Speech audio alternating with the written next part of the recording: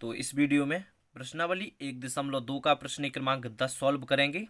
ठीक है, तो देखिए प्रश्न में दिया गया है, मान लीजिए कि a बराबर r में से r-3 करना है, यानी कि r जो वास्तविक संख्याओं का समुच्चय है, इसमें से आपको सिर्फ 3 को छोड़कर आप r जो वास्तविक संख्याओं का समुच्चय है सभी संख्याओं को ले सकते हैं, सिर्फ 3 को छोड़कर। तथा b बराबर एक सेट दिया गया है जिसमें r-1 किया गया है, यानी कि r जो वास्तविक संख्याओं का समुच्चय है इसमें से आपको 1 को छोड़ देना है। यहाँ पर 3 को और यहाँ पर 1 को छोड़ना है और r की सभी संख्याओं का यूज आप कर सकते हो, ये कहा गया है। इसके बाद दिया गया है f(x) बराबर x-2 बटे x-3 द्वारा परिभाषित फलन f such that a to b, यानी कि a से b में फलन है, यानी कि a से b में रिलेशन है, संबंध है। ठीक है, पर विचार कीजिए तथा f एक ही तथा अच्छादक है। अपने उत्तर का औचित्य भी बतलाइए, यानी कि इसका कारण सहित आपको बताना है कि क्यों है एक ही और अच्छादक। ठीक है, अब आपको चेक करना है एक ही अच्छादक। तो सबसे पहले हम चेक करते हैं कि फलन जो हमारा दिया गया है वो एक ही और अच्छादक है या फिर नहीं। इसके बाद में हम लिखते हैं, यदि एक ही और अच्छादक होता है तो फिर हम क्या करते हैं, तो देखिए यदि हमारा जो फलन है x का एक अवयव का एक ही प्रतिबिंब होगा, ठीक है, तो वो हमारा एक ही होता है। यदि कोई भी फलन एक ही होता है तो हम उसको x1 x2 लेकर x1 बराबर x2 लाते हैं। अब x1 x2 की जगह पर आप xy भी ले सकते हो, pq भी ले सकते हो, कोई भी संख्या ले सकते हो। एग्जाम्पल समझाने के लिए हमने x1 x2 लिया है। ठीक है, यदि हमारा फलन सबसे पहले हम इसीलिए चेक करना पड़ता है, यदि एक ही होता है तो इस प्रकार करते हैं और नहीं होता है तो हम उसको उदाहरण के द्वारा बता देते हैं कि क्यों नहीं है, जैसा कि अभी तक हम लोग करते आए हैं। यदि नहीं होता है तो हम उदाहरण के द्वारा समझा देते हैं। और अच्छादक होता है तो सह प्रांत y का प्रत्येक अवयव x के किसी न किसी अवयव का प्रतिबिंब होगा, तभी तो अच्छादक है। और अच्छादक नहीं है तो हम फिर क्या करते हैं, x का मान निकालते हैं और f(x) में रखते हैं और y प्राप्त करते हैं। यदि y आ जाता है हमारा f(x) में x का मान रखने पर तो हम उसको अच्छादक मान लेते हैं। ठीक है, तो इस प्रकार करते हैं। तो सबसे पहले हमको इस क्वेश्चन को चेक करना पड़ेगा कि जो एक ही और अच्छादक है या नहीं। तो यहाँ पर देखिए इस प्रकार आपको a और b दो समुच्चय बनाना पड़ेगा सबसे पहले। और यहाँ पर कह दिया है a से b में है, इसलिए हमने a से b में बना लिए हैं दो समुच्चय।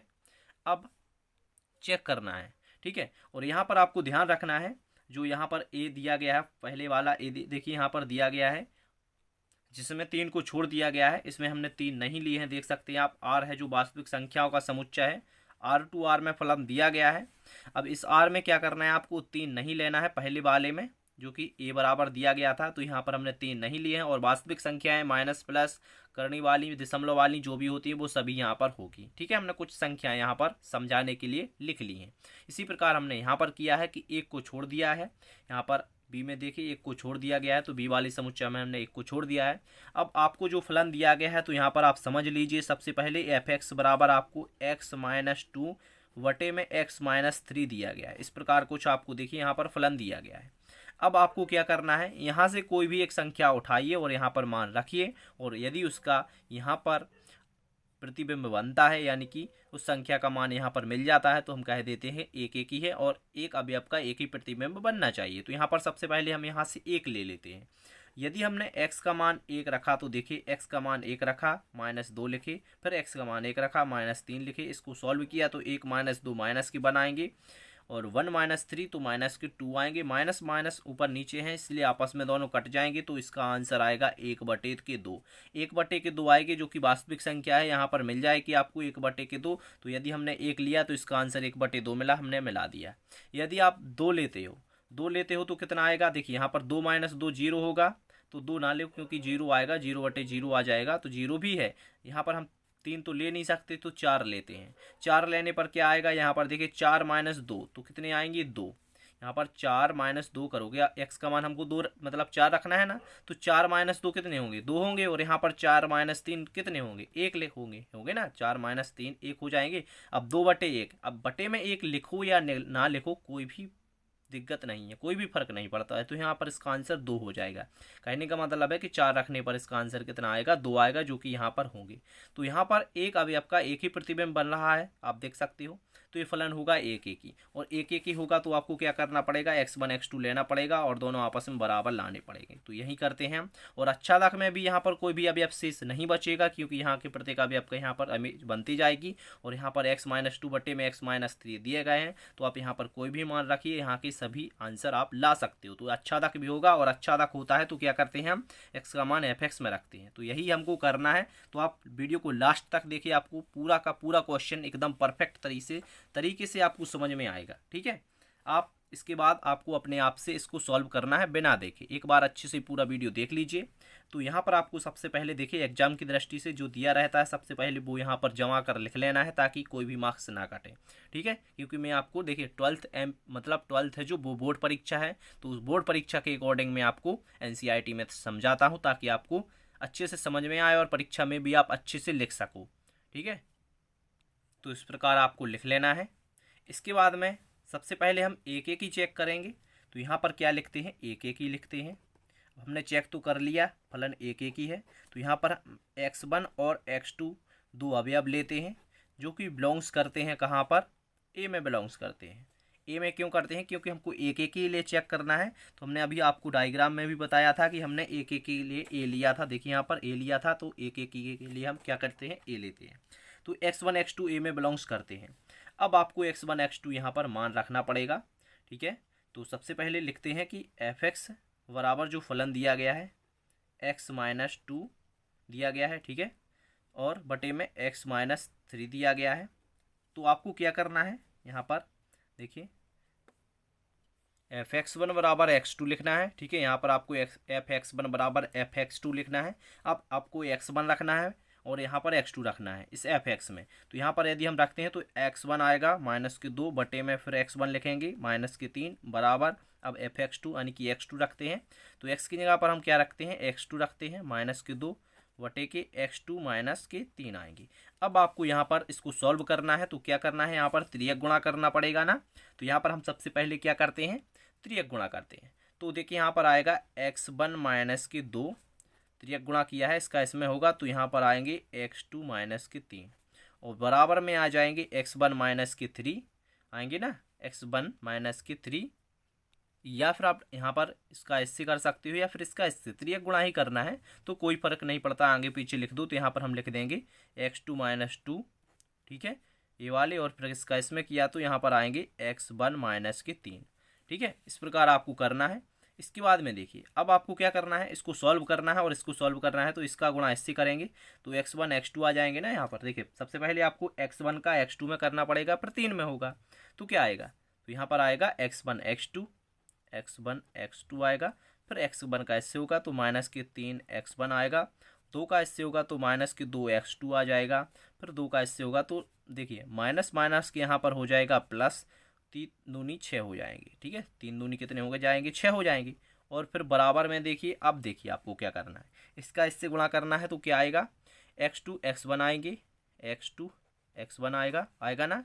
और यहाँ पर देखिए माइनस, देखिए x2 का हमने पहले क्या किया, x1 से किया तो x2 x1 आ गया। अब आपको x2 का -3 से करना है तो -3 3 x2 आ जाएगा ना। इस प्रकार देखिए 3 का इससे किया 3 x2 आ गए। अब आपको -2 का यहाँ पर करना पड़ेगा तो कितने आएंगे, -2 x1 आएंगे। तो यहाँ पर -2 x1 लिखा, और फिर आपको क्या करना है, -2 x1 लिखा, फिर 2 का इससे करना है तो माइनस माइनस का प्लस, 3 दूनी के 6 हो जाएंगे ना। अब देखिए आगे आपको क्या करना है, इसको आप अच्छे से थोड़ा लिख लीजिए इस प्रकार। ठीक है, अब देखिए दोनों पक्षों को देखिए, यहाँ पर x1 x2 दिया गया है, यहाँ पर भी x2 x1 दिया गया है, या फिर कह सकते हो आप x1 x2, क्योंकि गुणा में दिए गए हैं आगे पीछे। तो यहाँ पर x1 x2 से x1 x2 यहाँ पर कट जाएंगी। क्यों कट जाएंगी, यदि आप इसको इस साइड ले जाओगे तो ये माइनस के हो जाएंगे और ये प्लस के हैं। ठीक है, तो दोनों आपस में कट सकते हैं ना। और यहाँ पर प्लस के 6 दोनों बराबर साइड में दिए गए हैं तो ये भी कट जाएंगे, क्योंकि यदि आप यहाँ पर देखिए प्लस के 6 दिए गए हैं और इस 6 को इस साइड लाओगे तो माइनस के 6 हो जाएंगे, तो माइनस प्लस कितना हो जाएगा, माइनस के 6 प्लस के 6 0 बन जाएगा। तो इस प्रकार दोनों को काट दीजिए। इसके बाद में जो बचता है वो लिखते हैं यहाँ पर 3x1 -2x2 बराबर, ठीक है, यहाँ पर x बना हुआ है, 2x2 लिखा हुआ है। इसके बाद में -3x2 -2x1। अब आपको क्या करना है, -3x1 लिखना है। अब x1 यहाँ पर दिए गए हैं तो इसको इस साइड ले जाएंगे तो माइनस की यहाँ पर प्लस की हो जाएंगी 2x1 बराबर में माइनस की 3x2 लिखेंगे। फिर इस x2 को यहाँ पर ले जाएंगे तो माइनस की यहाँ पर प्लस हो जाते हैं क्योंकि माइनस के 2x2 दिए गए हैं तो यहाँ पर कितना आ जाएगा 2x2, ठीक है, जो कि प्लस की होंगी। अब आपको क्या करना है, यहाँ पर इनको देखिए जोड़ देना है तो माइनस के 3x1 है और प्लस की 2x1 है तो माइनस का एक x1 बच जाएगा और बराबर में यहाँ पर देख सकते हैं आप माइनस के 3x2 है और प्लस के 2x2 हैं, यानी कि कह सकते हो आप 3x2 दिए गए हैं, यानी कि 3x2 प्लस के हैं और मतलब माइनस के हैं और 2 प्लस के हैं तो यहाँ पर एक माइनस का बच जाएगा x2। अब माइनस माइनस यहाँ पर प्लस हो जाएंगे तो x1 बराबर क्या आ जाएगा x2, यही तो हमको चाहिए, x1 बराबर x2 आ गया ना। तो फिर इसको सॉल्व करने पर आया तो यहाँ पर आप अतः करके लिख देना है कि अतः f है जो एक एक ही है, f एक एक ही है। अब अच्छा तक चेक करना है, ठीक है, तो इसको आप जल्दी से देख लीजिए या फिर आप स्क्रीनशॉट भी ले सकते हैं इसका सॉल्व, ठीक है। इस प्रकार आपको सॉल्व करना है। यदि आपको समझ में आ गया होगा अभी तक तो, और फिर भी नहीं आया तो वीडियो को दोबारा देख सकते हो। इसके बाद हम अच्छा तक को चेक कर लेते हैं। अब यहाँ पर जो अच्छा तक में f(x) बराबर x-2 और x-3 दिए गए हैं, इसको हम y के बराबर मान के चलते हैं। इसको हम क्या मानते हैं, y बराबर x-2 बटे के x-3। अब y के बराबर क्यों माना, क्योंकि हमको x का मान निकालना है, फिर वो f(x) में रखना है। तो कैसे आएगा, इसका आप त्रिया गुणा कर लीजिए तो यहाँ पर आ जाएगा xy, यहाँ पर y का x करोगे xy आ जाएगा और माइनस के 3y आ जाएंगे और बराबर में x-2 ही रहेंगे, ठीक है, आया ना समझ में। अब आपको क्या करना है, देखिए यहाँ पर xy लिखा हमने पहले और यहाँ पर इस x को इस साइड ले जाएंगे तो यहाँ पर देखिए माइनस के x हो जाएंगे और 3y को इस साइड ले जाएंगे तो प्लस के 3y हो जाएंगे। अभी माइनस के यहाँ प्लस के हो जाएंगे और माइनस के 2 जाएंगे तहीं लिख देंगे। अब आपको इसमें से देखिए यहाँ पर ये y बना हुआ है, अब यहाँ से आपको x कॉमन लेना है तो x हमने कॉमन लिया दोनों से तो y माइनस यहाँ पर 1 आ जाएगा और बराबर में 3y-2 दिए गए हैं। अब आपको x का मान निकालना है, यहाँ पर तो x लिखिए और जो संख्या यहाँ पर दी गई इसको हम बटे में लिख सकते हैं। तो यहाँ पर 3y-2 बटे में कितने पहुँच जाएंगे, y-1 पहुँच जाएंगे। तो यहाँ से आपका x का मान आ गया। x का मान कैसे निकाला है हमने, देखिए यहाँ पर f(x) बराबर जो फलन दिया गया है इसको हम y मान के चलते हैं और इसको सॉल्व करने पर x का मान निकालते हैं। अब आपको यहाँ पर लिखना है कि x का मान हम क्या करेंगे, x का मान f(x) में रखने पर f(x) जो फलन दिया गया है उसी में रखेंगे, इस f(x) में। देखिए यहाँ पर f(x) में रखेंगे हम x का मान, तो यहाँ पर देखिए अब क्या आएगा अब x का मान कितना है 3y-2 बटे के y-1 बराबर। अब देखिए यहाँ पर x-2 था तो x की जगह पर x का मान रखेंगे 3y-2 बटे में y-1 था और फिर माइनस के 2 दिए गए थे। अब बटे में फिर क्या था x माइनस कितना था, देखिए यहाँ पर x-3 था ना, तो देखिए यहाँ पर अब आपको क्या करना है, यहाँ पर पहले मान लिखना है 3y-2 बटे के y-1 ये मान लिखना है और -3 लिख देना है। x की जगह पर हमने a रखा और यहाँ पर भी x की जगह पर a रखा। अब आपको इसको सॉल्व करना है, तो सॉल्व कैसे करोगे, अब यहाँ पर जो बराबर यहाँ पर लगा हुआ है, ठीक है, ये बराबर यहाँ पर होगा और इसको आप थोड़ा नीचे लिख लेना है, ठीक है। अब देखिए इसको सॉल्व करना पड़ेगा, तो सॉल्व कैसे करोगे, अब यहाँ पर हम इसको ऐसा सॉल्व करते हैं। देखिए 3y-2 के बटे में y-1 दिया गया है और 2 के बटे में कुछ नहीं दिया है तो इसको हम 1 मान के चलते हैं। 1 और y-1 का हम एलसीएम निकालेंगे तो कितना आएगा, y-1 ही आएगा। तो यहाँ पर देख सकते हैं आप, पहले हम करेंगे y-1 लिखेंगे, y-1 हमने एलसीएम लिया। अब इसका इसमें गुणा करेंगे तो दोनों आपस में कट जाएंगे, जो दोनों आपस में कट जाते हैं ना, एलसीएम द्वारा हम कर रहे हैं। तो यहाँ पर बचेगा 3y-2। अब यहाँ पर बटे में 1 दिया था तो इसका डायरेक्ट इससे गुणा हो जाएगा तो कितना आएगा, तो यहाँ पर आएगा -2y और यहाँ पर फिर 1 का करोगे आप तो माइनस के प्लस के 2 हो जाएंगे, ठीक है। अब y-1 का 2 में कीजिए तो इतना ही आएगा। फिर इसके बाद में ये वाला बटे लगा देंगे, ठीक है। इसी प्रकार यहाँ पर कर देंगे, देखिए यहाँ पर y-1 एलसीएम लोगे आप तो यहाँ पर आएगा 3y-2, ठीक है, और यहाँ पर आएगा -3 का y में होगा तो 3y और माइनस प्लस की यहाँ पर 3 आ जाएंगे और बटे में y-1 ही रहेंगे। अब y-1 से y-1 देखिए बटे के बटे में दिए गए हैं, आप पलट के ले जाओगे तो दोनों आपस में कट जाएंगे। y-1 से y-1 आपस में दोनों कट जाएंगे। तो क्या बचेगा, यहाँ पर बचेगा केवल 3y -2 -2y +2 बचेंगे, और बटे में बचेंगे 3y -2 -3y +3। अब यहाँ पर आप देखिए, यहाँ पर +2 और मतलब -2 +2 आप दोनों आपस में कट जाएंगे, और यहाँ पर देखिए 3y -2y कितना y बचेगा, 1y। 3y -2y कितना बचेगा, 1y। बटे में यहाँ पर देखिए 3y -3y आपस में दोनों कट गए। अब यहाँ पर बचेगा -2 +3, तो +1 बचेगा। अब देखिए बटे में 1 लिखो या ना लिखो कोई फ़र्क नहीं पड़ता है, तो यहाँ पर ओनली y आ जाएगा। तो यहाँ पर x का मान हमने जो रखा था 3y -2 बटे y-1, इनका मान y आ गया। तो यही तो हमको चाहिए। यदि y आ जाता है तो इसे हम क्या बोल देते हैं कि फलन हमारा जो है वो अच्छा दाख है। यही मैंने आपको पहले बताया था कि देखिए यहाँ पर x का मान यदि आप fx में रखने पर y प्राप्त होता है तो इसे हम अच्छा दाख बोल देते हैं। तो यहाँ पर हम अतः करके लिख देंगे, अतः f अच्छा दाख है, f अच्छा दाख है।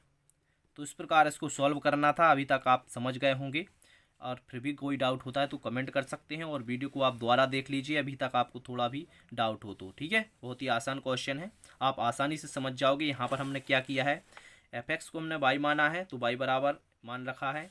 अब यहाँ पर हमने त्रियक गुणा करके इसको सॉल्व किया है, x का मान निकाला है। x का मान हमने क्या किया है, fx में रखा है।